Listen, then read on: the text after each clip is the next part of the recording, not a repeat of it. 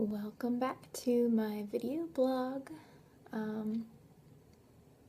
Yeah, so anyway, I just got off of work. Actually, I didn't just get off of work. I had to work today, and I've only had like 4 hours of sleep. So, excuse the messiness and the shirt and everything. I look like crap, but I wanted to put up this vlog before I forget about it, because I want to keep up with my other developers, so I'm gonna try and do one now. So anyway, speaking of my narrators, I just want to give you guys a quick shout out again and let you guys know that you're doing an awesome job, and anybody reading this, just want you to know that they're doing an awesome job, and I'm so glad that I have people to help me. You have no idea. And I also want to say that you guys are doing such a fabulous job with tying everything together. I really, really, really don't know how I could have done any of this without you guys. So, thank you.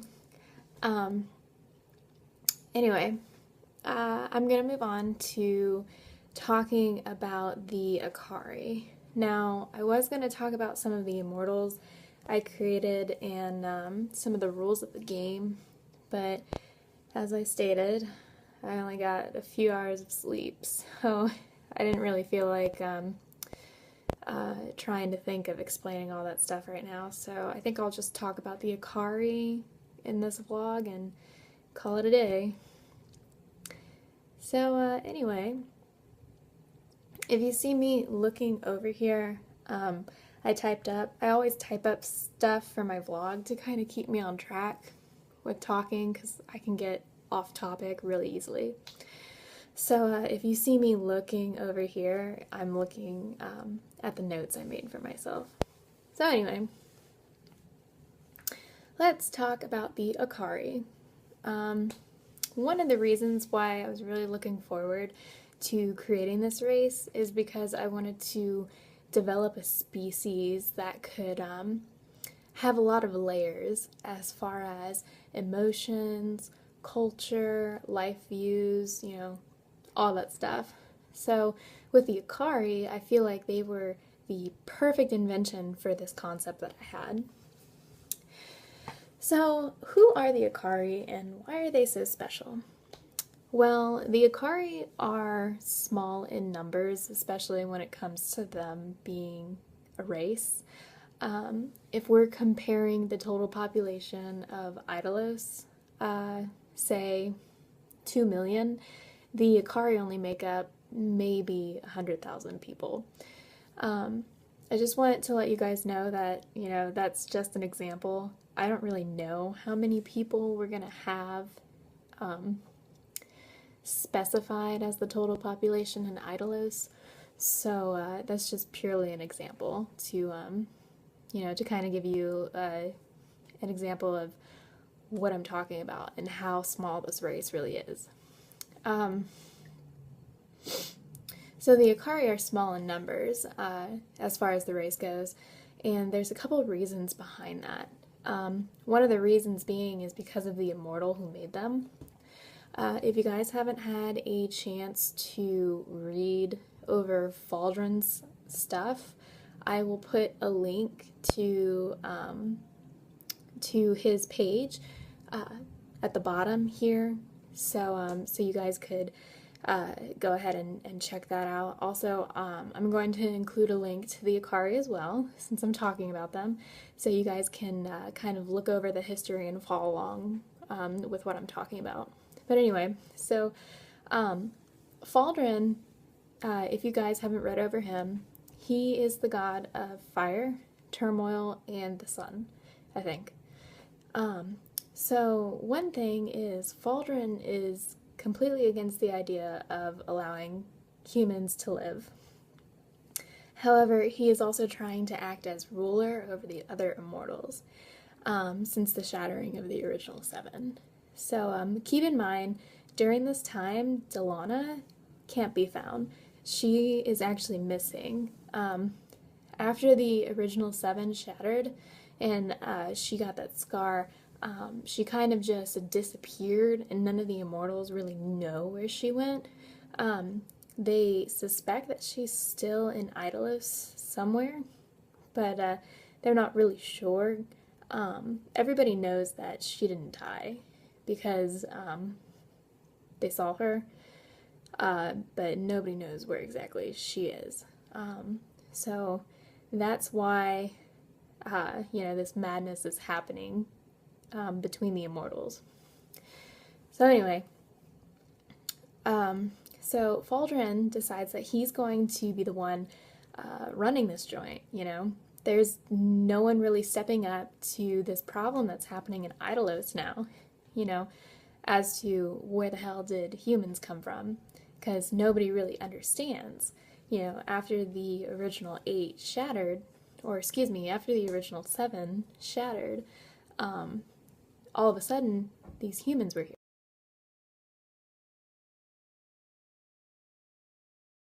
Anyway, so, as I was saying, so he's the one that's, deciding to run this joint. Nobody's really stepping up, and he's getting sick and tired of it. So he's deciding that he wants to make the rules now, and he wants to be, the one deciding what goes on and what happens with the humans and how they're going to do everything. Which is really a bad thing because, it seems like he's more guided by emotions and chaos than really fair judgment and, wisdom. So, now from his perspective, he only views the humans as an impurity caused by the world. He sees them as something destructive, and technically the humans are destructive. Or at least they can be.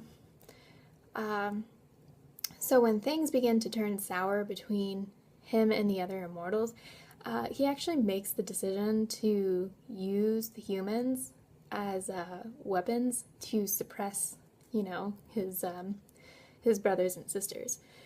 Now, in the beginning, Faldrin didn't actually want to use humans to kill his siblings. I'm calling them siblings right now because that's kind of the closest thing that they are to each other. They were made by different original beings.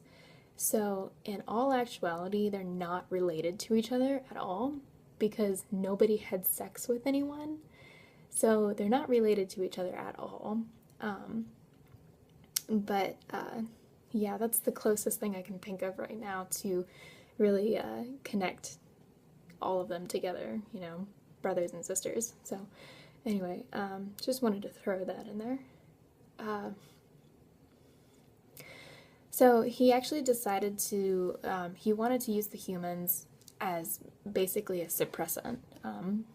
He wanted to kind of pin anybody who thought that humans were a good thing in a corner with humans and basically say, okay, well, if you think they're such a good thing, then here,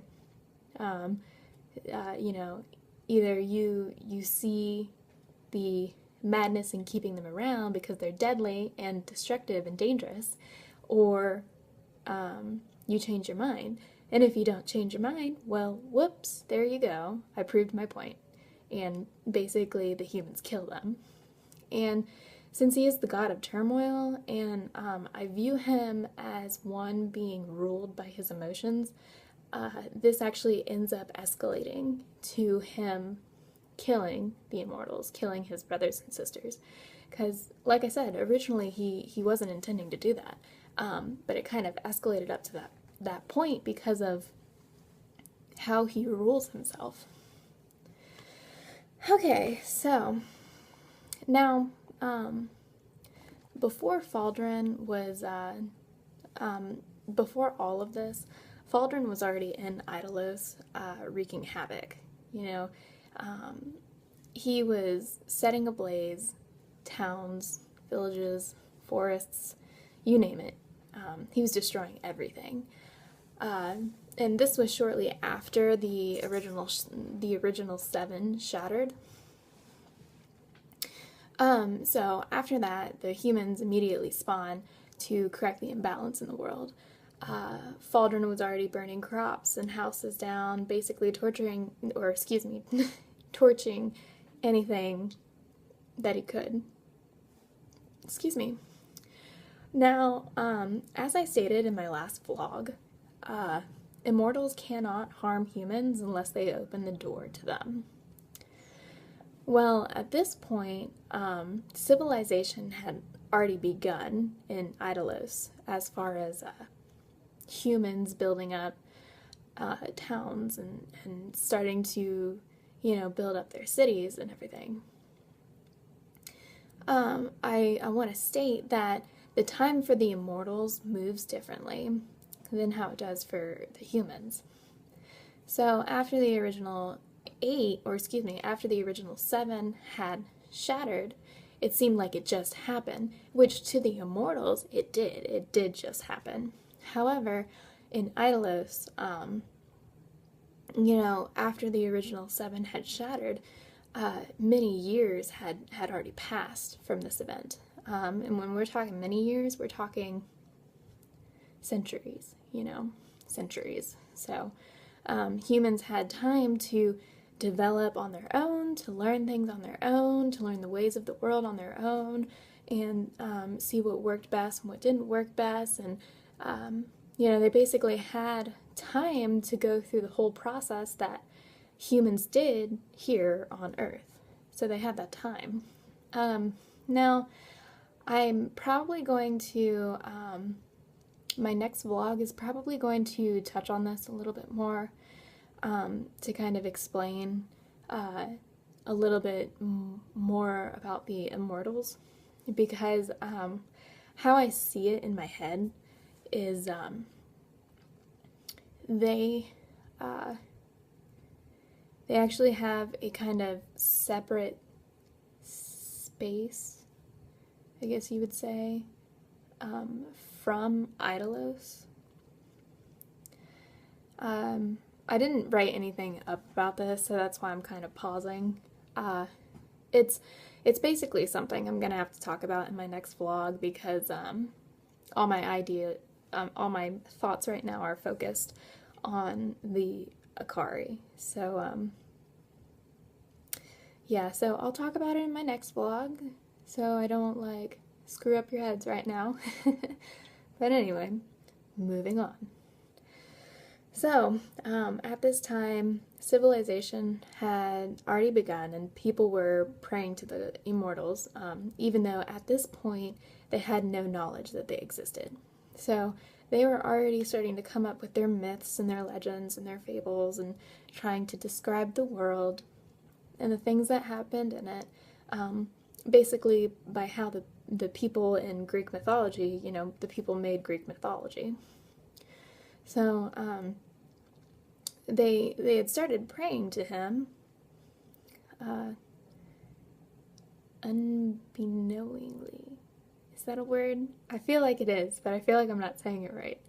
Anyway, so when Faldron comes around torching everything, most of the people who ended up burning alive had already prayed to him in some way, whether it was keep this fire on, or I bless this fire, may it stay warm, stay light, or whatever, or praying to the fire god, please make sure my children stay warm, or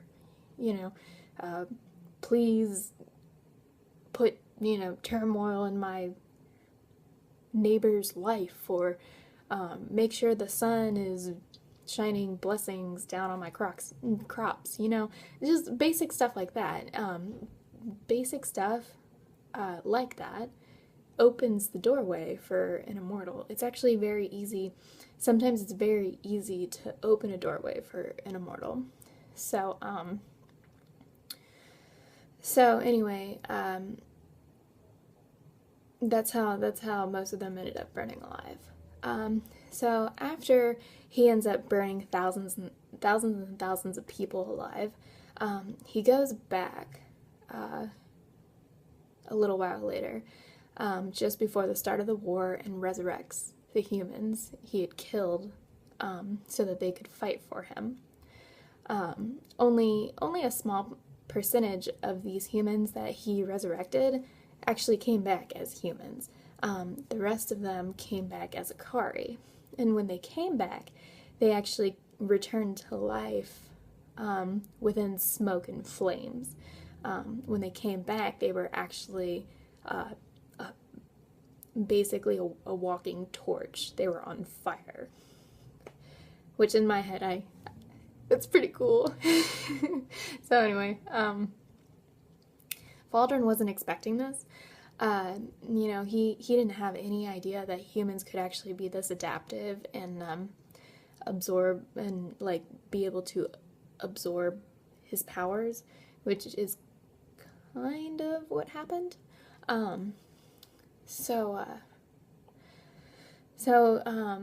He ended up using this feature that they returned with, this ability that they returned with, to basically manipulate and control these humans, the Aukari. I think that was my boyfriend. Hold on. Alright, sorry about that. So I'm back. Anyway, the boyfriend did come home, so he's in there taking, well, whatever. You guys don't need to know. Anyway, excuse me. So anyway, these are the Aukari.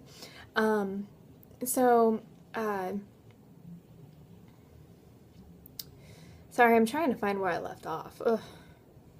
So anyway, Faldron basically uses this feature that they come back with, being able to manipulate fire as a way to control them. So they're special because they have the ability to manifest fire at their will. This is also a major flaw for them because during high stress situations and emotional situations, these kind of things can lead them to erupting in flames. Controlling the fire is very difficult and usually involves some kind of blessing from Faldron to keep the flames in check. So basically, for them to be able to better control the flames, the fire, to control not bursting into a human torch, they have to gain Faldron's favor so that he can bless them with the control. So as you can see, this is how Faldron manipulates the race. Like I said, for them to be able to control the flames, they have to win over his favor. And since he is the immortal of turmoil, you can kind of expect these people are going through absolute hell to basically be normal. One thing I wanted to touch on is how the world views the Aukari. So the people in Idalos find the Aukari or an Aukari to be one of the most hated in the world. Since they are so few in numbers, most of the other races don't really know what the Aukari are going through on a daily basis. Like I said, since the Aukari are so small, basically all that you hear across Idalos is just rumors. You don't actually hear, the personal side of how Faldron torments the Aukari, and he really does. It's kind of really really bad. So most of the times when you hear about the Aukari is when they're either burning down places, whether it's by accident or on purpose. Most of the time it's by accident, but or they're assaulting a location, or, killing someone or an immortal. So that's basically when you hear about an Aukari, that's basically what you hear. It's always something bad. So that's why everybody views them as bad. And most people who are on the side of the immortals, most of the immortals who are protecting the humans, they absolutely hate the Aukari. Hate them. Most of the Aukari look like normal human beings, except they all have red hair. So this is one of the features that plays into figuring out who could possibly be an Aukari. And the reason why I say it that way is because some of the cities actually hunt down Aukari and kill them and burn them. So yeah, pretty violent. The Aukari are not liked at all. In the world of Idalos, the Aukari profession, what they do, their profession, can be closely associated with that of an assassin. But mainly they're just following orders from their race's leader, or from their race's leader, in hopes of winning over Faldron's blessing. So basically, all the bad things that you hear about the Aukari are things that they have to do in order to get this blessing from Faldron. And most of the time, it's really awful stuff. Now, why is this so important to an Aukari? Why is being normal such an important thing to an Aukari? Well, there are several reasons for it.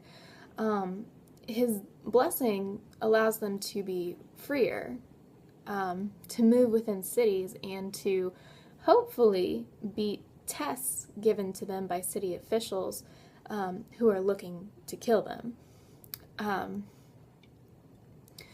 It gives them a chance to sleep somewhere other than stone or granite, because, like I said, some Aukari aren't good at controlling the flame, controlling when they erupt into flame and when they don't, when they use their powers and when they don't. And some of them are really, really bad at that.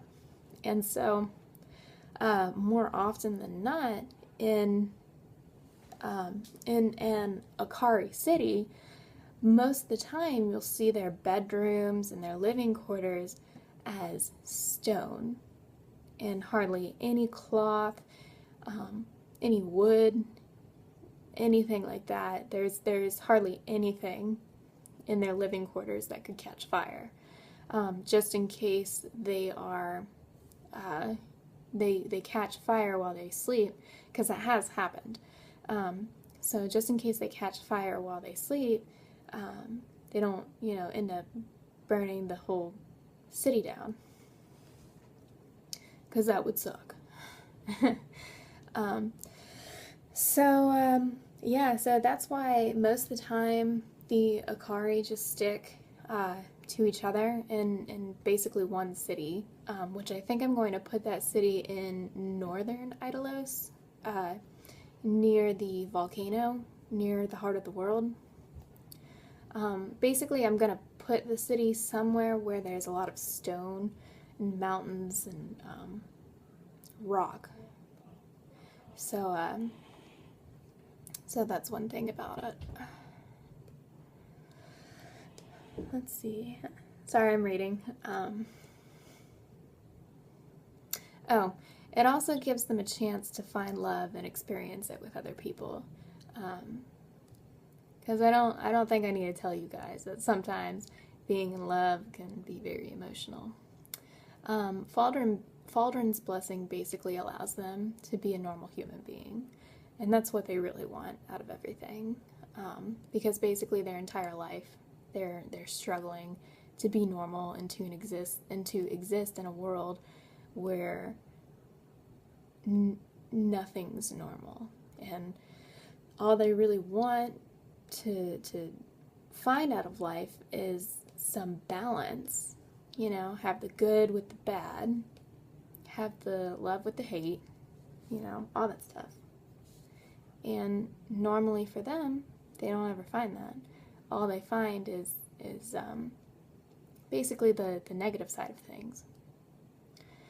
So this plays a huge role into how they act.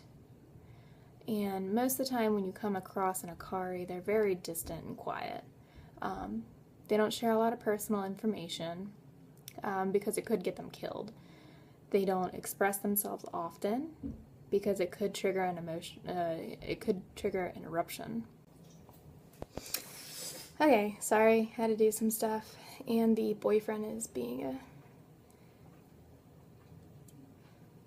boyfriend. So anyway, so as I was saying, most of the time somebody who is an Aukari can expect to be alone if they aren't with their race. Because you do have those Aukari who go out by themselves most of the time, or some of the time, excuse me. Some of the time you have those Aukari who go out by themselves to, you know, do tasks given to them. So, I made a note here to let you guys know that the Aukari are welcomed in most of the starting cities. They're not exiled from all of the cities, only some of them. And that'll also be included in their race information, as well as some of the towns that they're not allowed to go to. So, yeah, I'll include that, if it's not already included. Lastly, I think many people are wondering why the Aukari are worried about catching fire, because, you know, can't they just put themselves out with water? Can't they just jump into some river and just psh? Well, yeah, they can, but it's extremely painful for them, and it could possibly kill them. It could be fatal. So, I mean, if you think about it in real life perspective, have you ever fallen into a lake in the wintertime? I know in the wintertime I've fallen into like ponds and stuff of melting snow, and that's been really freaking cold. And when I get back into the house after, you know, getting wet from snow and stuff, you know, my hands will be really numb, and it'll hurt and it'll sting when they're trying to warm up.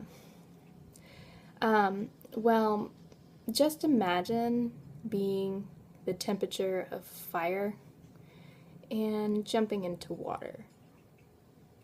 You can imagine how painful that would be. Let's see. Okay, yeah, because, you know, if you jump into ice cold water, your body goes stiff from shock. Your body goes stiff and you get really numb and you start freezing up. So that's basically what happens to an Aukari if they're on fire and they jump into a body of water to try and put themselves out. They jump in, you know, they're on fire, they jump in to try and extinguish the flames, and sometimes it may work, but, you know, they have no way. It shocks their body. Somebody would have to be there to pull them out of the water because it shocks their body to the point where they can't move, so they would end up drowning. And most of the time, even if somebody does jump into the water to try and put themselves out, most of the people that really, really, really suck at controlling their fire, most of the time that probably doesn't work. You know, if they don't have a blessing and they're young and they really suck at controlling their fire, and the body of water isn't deep enough, or there's not much in it, the Aukari trying to put themselves out could actually end up, you know, evaporating the water if they're really that bad at it. Like I said, Usually when somebody tries to put themselves out with water, they are trying to get themselves under control and extinguish the flames. So normally, somebody who's trying to jump into a body of water is trying to control their fire. So normally it ends up working. Yeah. Sorry, I'm really tired. That last paragraph probably sounded really confusing. So, the point of the matter is, most of the time, if they're looking to put themselves out and they really want to risk it, because it could end up killing them, then most of the time they will end up putting themselves out. You will have those rare occasions when someone tries to put themselves out and it doesn't work. So everything that I said after what I just said, scrap that. Sorry. Let's see. Okay, so that's the Aukari as of right now. Things may or may not change as we move down the road from here and develop the site a little further, but we'll see about that. I think that's all that I wanted to talk about today. So yeah, that's been my vlog about the Aukari. I'm going to start eating my dinner that we went to pick up while I was in the middle of recording this. So, yeah. Alright, well, hope you guys have a great day, afternoon, night. Bye.